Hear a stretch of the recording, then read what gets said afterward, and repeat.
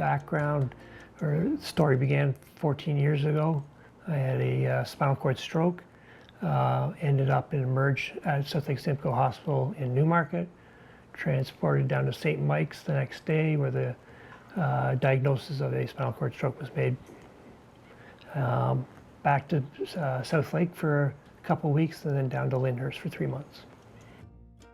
I'm a professional engineer, worked for a consulting firm in Orangeville, Ontario at the time, and more of a project management role than an engineering role, but I've been there almost 25 years when the incident happened.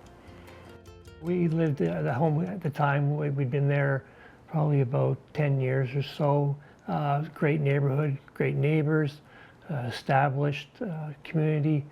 We had 2 sons, and it was important for them to be able to stay home in our mind, as well as myself. We briefly thought about relocating because it was a 2-story home with a walkout basement, but after a little thought, we said, no, this is where we're going to stay, and we're going to just have to make this house work. While I was at Lyndhurst, I was working with our drafting department and our planning department at the office as we put together the plans to add an elevator for all 3 floors in the house. We put a porch lift in the garage to get in.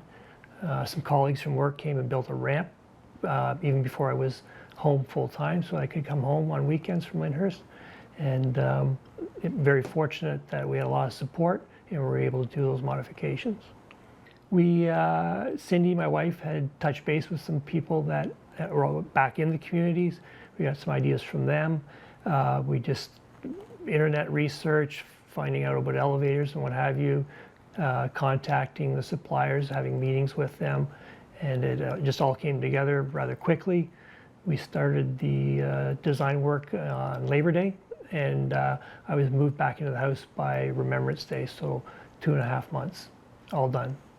We're fortunate the engineering firm I worked for had a close relationship with the town of Bradford, so we knew the people, we knew the process, we were able to get to the front of the line maybe in a couple of cases, and again, just fortunate to have that relationship. The support we had, sort of a few different avenues. One was my colleagues at work. They helped out quite a bit. They arranged some times where they come over on the weekends with a bunch of guys to start maybe doing some demo work in the house, because we redid the bathroom. A group of friends that, some of us go back to early grade school days, literally grade 1, and they arranged a fundraiser for us, which was just so important because the cost of this work was well beyond our means at the time, and we were able to get it done and actually come out of it debt-free, basically. The ramp was built. It was meant as a temporary measure, but we left it there until we moved. So that plus the elevator to be able to get in the house and be able to access all 3 floors. The layout of the house worked really well, whereas we had the basement family room, then we had the kitchen on the main floor, and we had our master bedroom on the upper floor. So getting that elevator done to be able to get all the way through the house.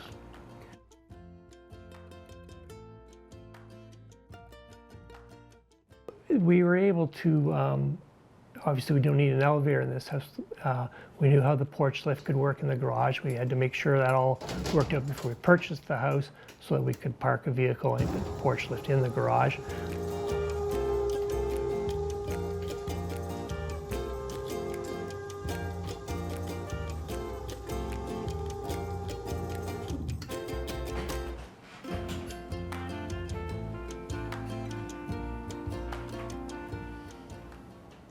The initial bathroom, it had a shower, it had a bathtub, a sink and vanity, and a toilet in it. It was just very crowded.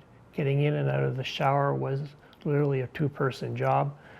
So we tore it down to the studs in the floor and got rid of the bathtub, put in a roll-in shower and some cupboards and stuff like that with the sink. And it just works great. I can totally independent. Don't need to have anybody around to provide any assistance.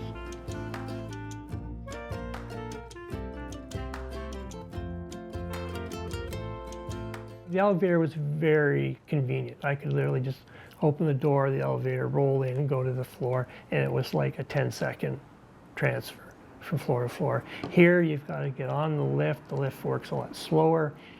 You need 2 wheelchairs because you have to have one at the lower level and one at the main level, because it's either that or, before we had the stair lift, we'd have someone have to carry my chair up and down the stairs. So now I have a second chair, one just stays in the house, and then this chair I'm in now is what I use for the rest of the time.